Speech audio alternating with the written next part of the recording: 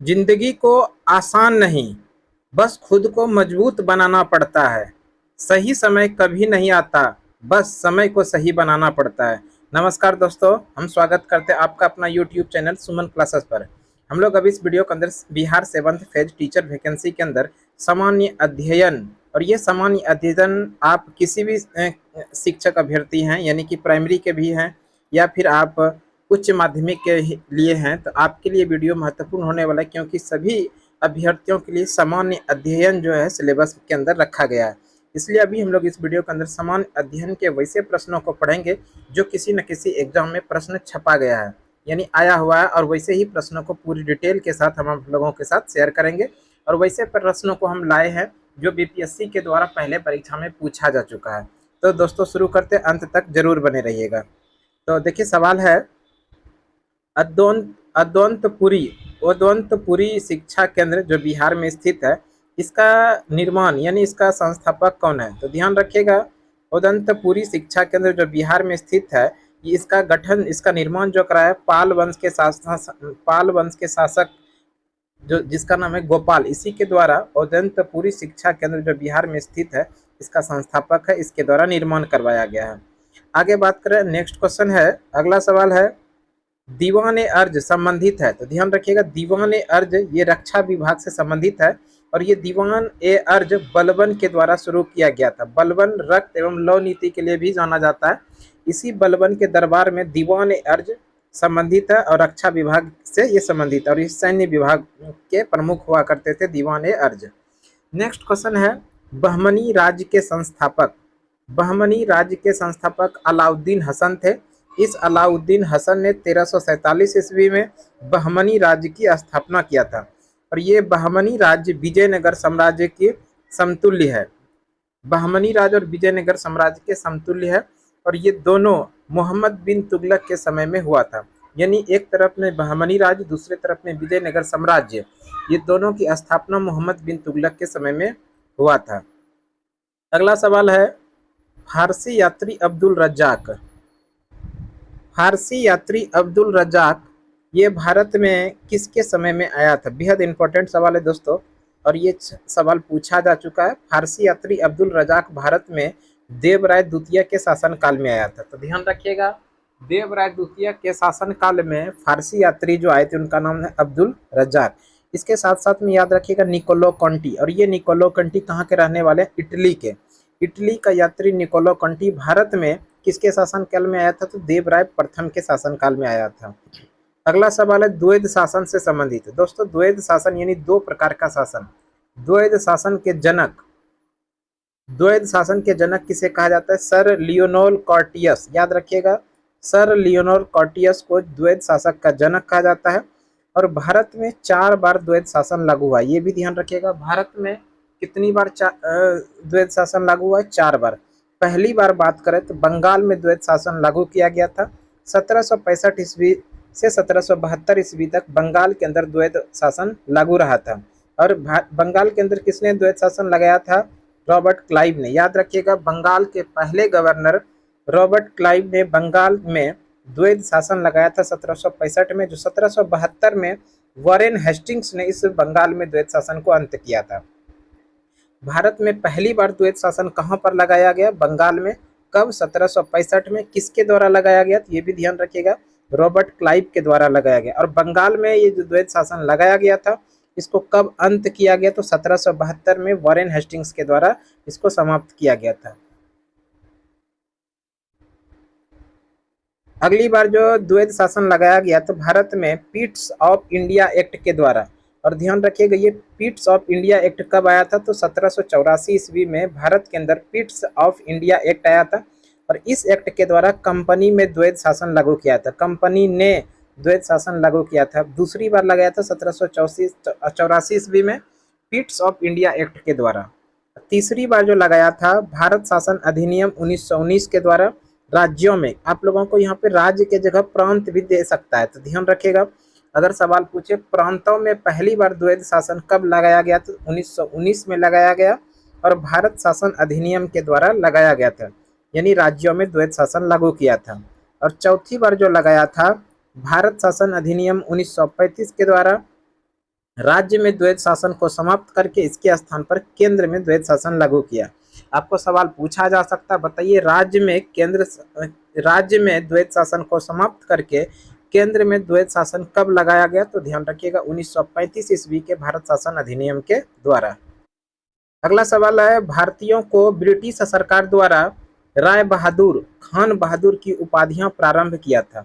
भारतीयों को ब्रिटिश सरकार द्वारा राय बहादुर और खान बहादुर की उपाधियां प्रारंभ कब किया गया था? तो लॉर्ड हार्डिंग द्वितीय 1911 में शुरू किया गया था। लॉर्ड हार्डिंग द्वितीय के द्वारा ये शुरू किया गया था 1911 में।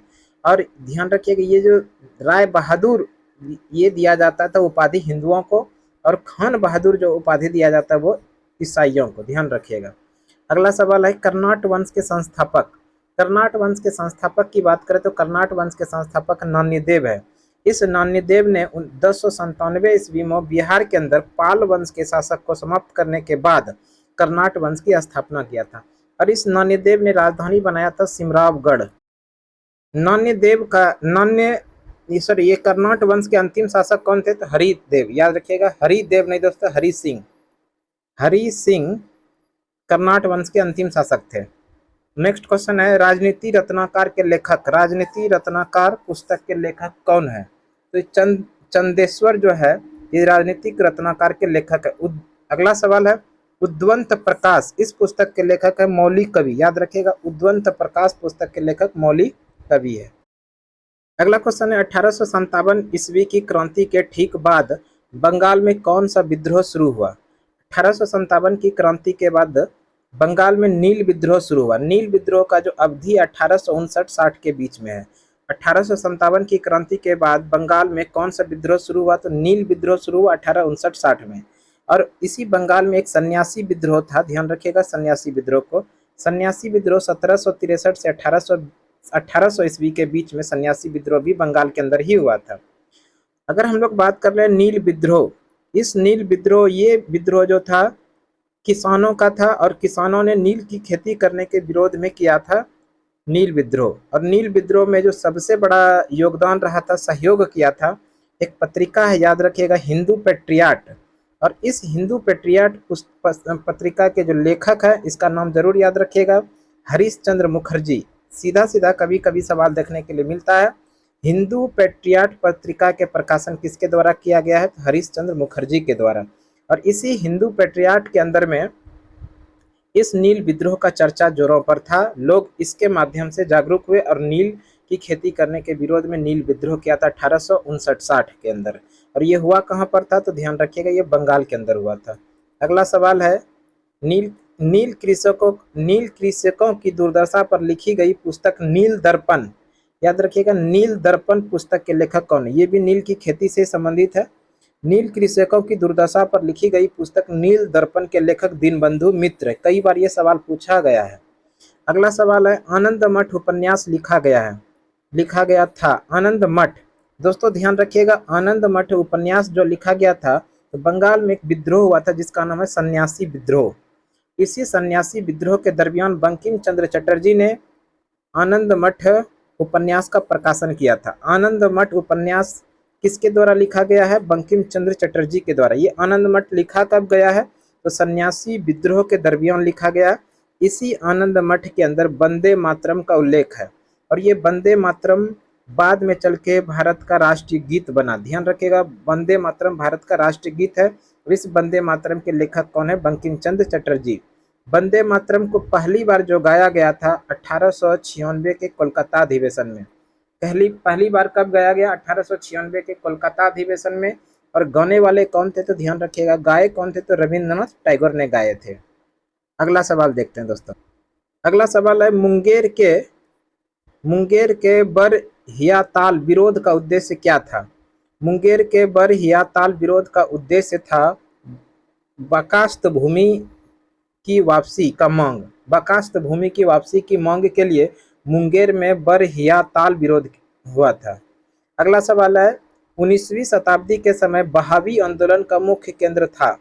19वीं शताब्दी के समय बहावी आंदोलन का मुख्य केंद्र पटना था।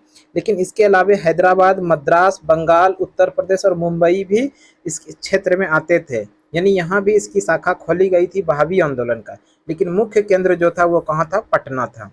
अगला सवाल है कूका आंदोलन। कूका आंदोलन की बात करें तो कूका आंदोलन की शुरुआत पंजाब में हुआ था 1840 में। कूका आंदोलन का शुरुआत कहाँ पर हुआ था? 1840 में हुआ था पंजाब में। भगत जवाहर मल के द्वारा इसकी शुरुआत की गई थी। तो ध्यान रखिएगा, कूका आंदोलन की शुरुआत 1840 में भगत जवाहर मल के द्वारा कहाँ पर? पंजाब में। लेकिन 1872 में कूका आंदोलन का नेतृत्व किसने किया था? तो ध्यान रखिएगा, नेता राम सिंह। इतना भी नाम याद रख लीजिएगा, राम सिंह, तो काम आपका चल जाएगा। तो इस तरह से कूका आंदोलन में दो प्रमुख व्यक्ति हैं, एक तो भगत जवाहर मल और दूसरा राम सिंह। भगत जवाहर मल ने 1840 से लेकर 1872 का नेतृत्व किया था। 1872 के बाद इसका जो नेतृत्व किया था राम सिंह ने। अगला सवाल है रामोसी कृषक विद्रोह। ये भी सवाल छपा हुआ है। रामोसी कृषक विद्रोह ये महाराष्ट्र में हुआ था। ध्यान रखिएगा, ये कहाँ पर हुआ था? महाराष्ट्र में। ये महाराष्ट्र में हुआ था और महाराष्ट्र में के पश्चिमी घाट में भी हुआ था। ध्यान रखिएगा, पश्चिमी घाट भी याद रखिएगा। रामोसी कृषक विद्रोह पश्चिमी घाट में हुआ था। वासुदेव बलवंत फड़के के द्वारा ये किया गया था। नाम भी याद रखिएगा, वासुदेव बलवंत फड़के के द्वारा ये विद्रोह शुरू किया गया था। 1845 से 83 के बीच में ये विद्रोह चला था। तो दोस्तों, इस तरह से आज हम लोगों ने बीपीएससी के द्वारा पहले पूछे गए सवाल यानी कि प्रीवियस ईयर के सवाल को हम कलेक्शन करके आप लोगों के बीच लाए।